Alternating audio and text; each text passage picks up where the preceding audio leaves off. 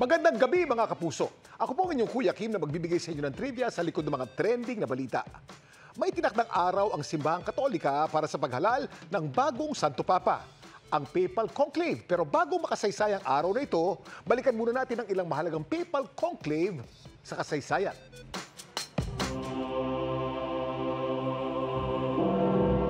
Sa darating na May 7, tinakda na ang araw kung kailan sisimulan ang pagpili sa papalit sa naiwang pwesto at mga tungkulin ng yumaong si Pope Francis. Ang Papal Conclave. After the death of the Pope, from day 1 to day 20, dapat magka-conclave. Ang conclave mula sa salitang Latin na cum clave, ibig sabihin with a key. Sa proseso kasing ito, ang mga kardinal magkukulong sa Sistine Chapel. Wala silang kontak sa labas habang sinasagawa ang paghalal sa bagong Santo Papa. Once the door is closed, wala nang istoryahan, wala nang discussion, tuloy-tuloy lang ng botohan. Meron silang balota na bibigay nila yung pangalan at saka pipirmahan nila. And then pa-fold nila, dalawang fold lang, pupunta sila doon, magdadasal sila, iuhulog nila doon sa lalagyan parang malaking kalis. You must get 2/3 of the majority. Kapag wala raw nakakuha ng kinakailangan bilang ng boto, Sinusunog yung balota, nakalagay itim, nilagyan ng chemical to blacken yung papers. at kapag puti naman ang lalabas sa usok mula sa chimney ng Sistine Chapel, hudyat na ito na may bagong halal na lider, ang Simbahang Katolika. Habemus Papa. During the conclave, walang specific day ang sinasabi. Tuloy-tuloy yung botohan. Ang Papal Conclave na humalal sa tatlong pinakahuling Santo Papa ng simbahan, tumagal ng 2 hanggang 3 araw. Ang paghalal kay St. John Paul II mula October 14 hanggang October 16, 1978. Ang paghalal naman sa successor niyan si Pope Benedict XVI, nagsimula April 18 taong 2005 at nagtapos kinabukasan April 19. Samantala ang conclave naman na humalal kay Pope Francis, nagsimula March 12, 2013 at nagtapos ng March 13. Ang pinakamaiksing Papal Conclave naman nangyari noong October 1503. Tumagal lang ito ng ilang oras. Dito nahalal si Pope Julius II. Pero alam niyo ba na hindi lahat ng Santo Papa nahahalal ng ganito kabilis? Gaya na lamang ng pinakamahabang Papal Conclave sa kasaysayan. Ang Papal Conclave ni Pope Gregory X noong 1271 ang tinuturing na pinakamatagal na Papal Conclave sa kasaysayan ng Simbahang Katolika mula November ng 1268 hanggang September ng 1271. Wala kasi ni isang kardinal ang nakakuha na kinakailangan 2/3 ng boto. Kaya paulit-ulit ang naging botohan at tumagal ng 2 taon at 9 na buwan. Samantala, muling kinilala po ang inyong lingkod sa kakatapos ng 19 Gandingan Awards ng University of the Philippines, Los Baños. Salamat po sa lahat ng bumubuo ng UP Community Broadcaster Society sa pagkilalang ito. Batid namin ang napakahalagang papel ng mga broadcaster sa paghubog ng kaalaman ng ating mga manonood. Kaya makakaasa po kayo ng mas lalo pa naming pag-uusayan at paghatid sa inyo ng kaalaman at trivia sa likod ng mga trending na balita. Dahil kimportante ang may alam, ako po si Kuya Kim at sagot ko kayo 24 oras. Magandang gabi mga kapuso. Ako po ang inyong Kuya Kim na magbibigay sa inyo ng trivia sa likod ng mga trending na balita. Nagulat ka makailan ng mga motorista sa Tansa, Cavite nang biglang nag-iba ang ihip ng hangin. Ano nga ba tawag sa malakas na hangin humagupit sa Tansa? Buhawi ba? Ipo-ipo? O iba pa?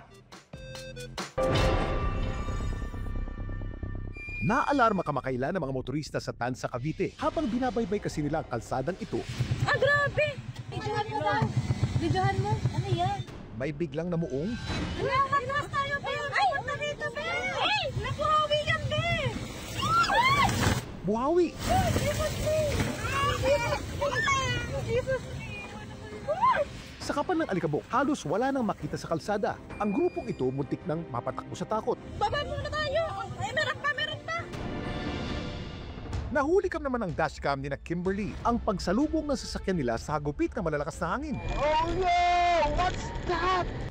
Totoo naman pong mabuhangin po talaga doon. Wala na talaga kami makita sa daan. Malakas po talaga yung hangin nun. First time po. Nakuhawi yan, Be! Pero buhawi nga ba ang nanalasa kamakailan sa Tansa? Kuya Kim, ano na? May ilang nalilito sa buhawi at ipo-ipo. Sila ay hindi iisa. Iba ang buhawi sa ipo-ipo. Ang buhawi o tornado ay sirkulasyon ng hangin na papaminsala at nabubuo sa lupa. Kapag ang buhawi ay nabuo sa tubig, tinatawag itong ipo-ipo o water spout. Pero ayon sa Pag-asa, ang namataan sa Tansa hindi isang buhawi kundi downburst.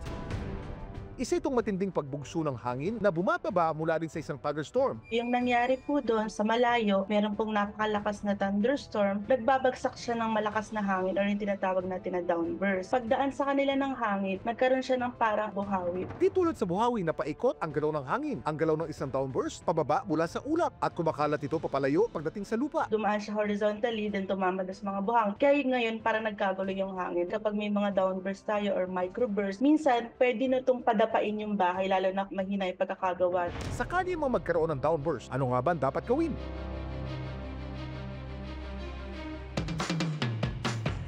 Habang may downburst, manatili sa loob ng bahay. Lumayo sa mga bintana at pintuan dahil posible kang matamaan ng debris o lumilipad na bagay. At kung maaari, pansamantalang tumigil at huwag munang magmaneho. Maaari kasi mawala ng kontrol ng sasakyan sa lakas ng hangin.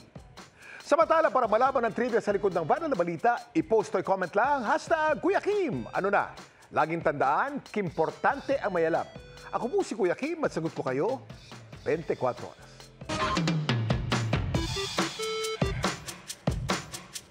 Magandang gabi mga kapuso. Ako po ang inyong Kuya Kim na magbibigay sa inyo ng trivia sa likod ng mga trending na balita. Marami ang napangiti at napangiwi sa talento ng isang babae mula Cagayan. Kaya kasi niya magbukas ng bote ng soft drinks gamit ang kanyang bibig. Isang paalala, huwag na huwag gagayahin ang inyong mapapanood.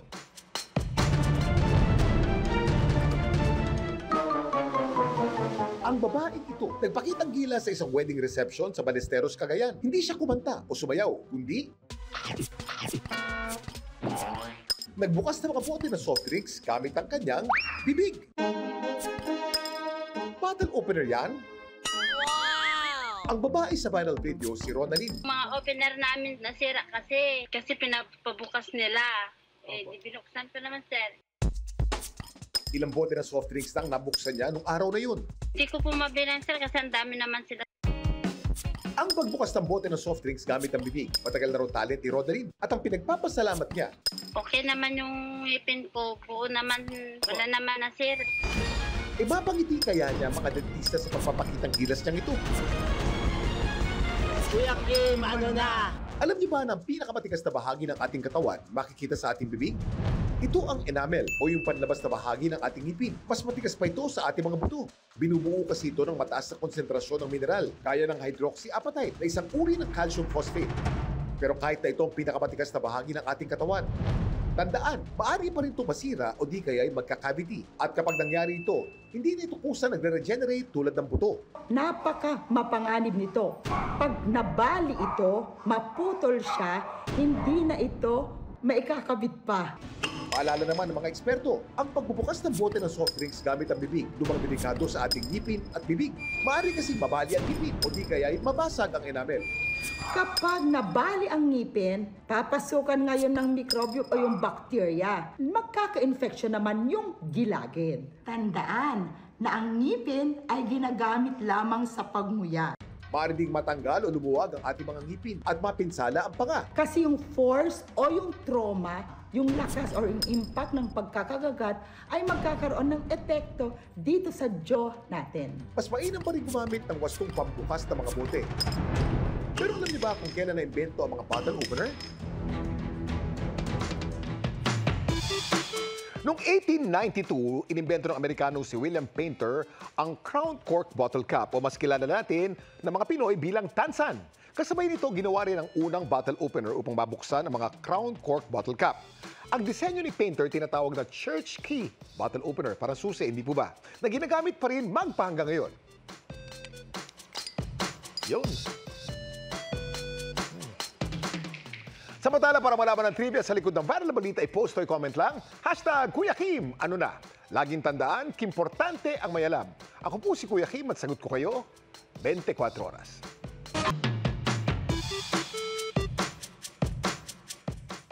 Magandang gabi mga kapuso. Ako po ang inyong Kuya Kim na magbibigay sa inyo ng trivia sa likod ng mga trending na balita. Nagkabalyahan ang mga mamimili sa isang ukay-ukay shop sa Quezon Province. Handa ka rin bang makipagunahan, makipagsiksikan at maghalukay sa ngalan ng ukay-ukay? Halos magkapalitan na ng mukha ang mga mamimili sa ukay shop na ito sa Quezon Province. Nag-uunahan na makakuha ng mga bagong display ng mga damit. Ang ilan sa nakasabit na damit nagmistulang premyo at pabitin. Kalmahan lang, kalmahan lang. Oh, wag na magano, mga gamit, hoy! Dahil talo-talo na sa ukay-ukay, ang clothes rack na ito natumba. Sinabi na eh, sinabi na eh. Ang ukay-ukay shop pagmamayari ni Mildred. Nagsanay na kami. Nagkakagulo lang sila pero sinisigurado ko naman na walang magkakasakitan. Ang madalas daw na nakikipag-unahan sa kanyang mga new arrival o bagong bukas na supply, mga reseller. May mga luxury brand kasi doon. Madami kasing kabataan. Wala namang pinagkakakitaan. So ayun na, di nag-online sila. Ang mga branded na damit daw binibenta niya ng 150 pesos. Pag in-online nila, nabebenta nila ng 1,500 hanggang 20,000 pag vintage yung item. Nang dahil sa kanyang ukay shop, si Mildred nakapagpundar na ng mga ari-arian. May sasakyan, ngayon nagpapatayo ako ng maliit na resort. Nakakatulong din siya sa marami niyang kabarangay. Kasi ginagawa nilang hanap buhay, ang ukay. Nakakatulong din ako sa ibang walang hanap buhay. Pero alam niyo ba kung paano nagsimula ang hilig nating mag-ukay-ukay? Kuya Kim, ano na? Alam niyo ba ng pag-uukay-ukay o thrifting sa Ingles? Nagsimula noong una pang panahon kung kailan ginagawa pa ang barter system. Ito yung sinaunang paraan ng kalakalan kung saan ang mga tao nagpapalitan ng produkto o serbisyo na hindi gumagamit ng pera. Noong 19th century naman, nagsimulang magsulputan ang mga thrift stores sa Amerika at Europa. Ang ukay-ukay culture naman dito sa Pilipinas, mas nakilala daw nung panahon ng mga Amerikano. Dahil nga ang Pilipinas ay madalas nasasalanta ng delubyo, naisipan ng mga dayuhan na tumulong dito na nga nagdagsaan yung mga ukay-ukay o yung segunda mano na tinatawag natin. Noong una, ang pananaw dito ay dahil nga isang mahirap na bansa yung Pilipinas, kaya nga naging tagatanggap tayo ng mga donasyon. Pero nagbago na raw ito dahil sa ilang issue gaya ng climate change, ang pagtangkilik sa mga segunda manong gamit naging paraan para mag-promote ng sustainability. Pag pupunta ka sa abroad, tinitignan din nila yung importansya ng recycling. Nag-evolve siya, naging mas maganda na yung kahulugan, mas conscious ang mga kabataan dahil sa sustainability. At alam niyo ba na maging ang tinuturing na pinakamalaking ukayan o thrift store sa mundo, may sinusulong ding advokasya?